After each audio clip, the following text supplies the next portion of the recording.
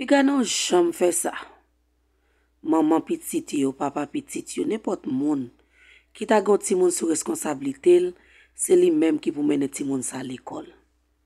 Mais ça me remarqué dans communauté a moi qu'a fait souvent. Par exemple, si gon parent qui mène ti moun l'école, l'el rive yo bal un papier pour le signer parce que gen ti moun dans l'âge petit yo c'est signer pour yo entrer. Yo ba yo papier pour yo signer et puis yo tourne ba l'autre bagarre encore. Moun nan tombe jour en créole. Moun ap juré ap di bêtise en créole et yo pas mette dans tête yo si gen un moun qui là qui ka traduit pour moun nan ou bien tout si moun nan tout qui parle moun nan ka parler créole parce que en pile nan moun yo parle créole tout yo comprendre créole. Par exemple, gen moun qui kon gen moun niveau yal prend moun pour lui ou bien maman fait tout papa fait. L'el rive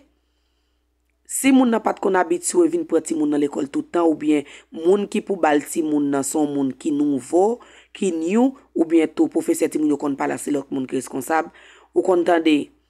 moun nan kon di avant bon ti moun nan pas habitué ou ka ban mwen licence ou mes amis jou m'a tiye moun sa jou m'a level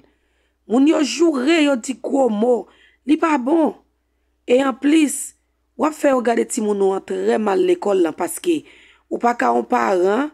et puis ou mène ti moun l'école ou vinn chercher l'école pour c'est comme ça pour parler lettre des professeurs avec professeur li ou jouer dans langue qu'elle pas comprendre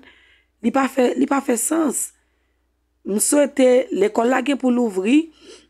dans communauté pas nous là nous même cap vivre qui pas dans pays nous suspend faire genre de bagay ça yo li temps pour nous faire l'autre communauté a prendre on l'autre façon moi ça fait souvent les mener ti moun l'école moun nan tombe jouré et en plus ou c'est parent ti moun nan côté éducation ça est là yo gen tan wè ti moun pas gon moun k'ap level vrai suspend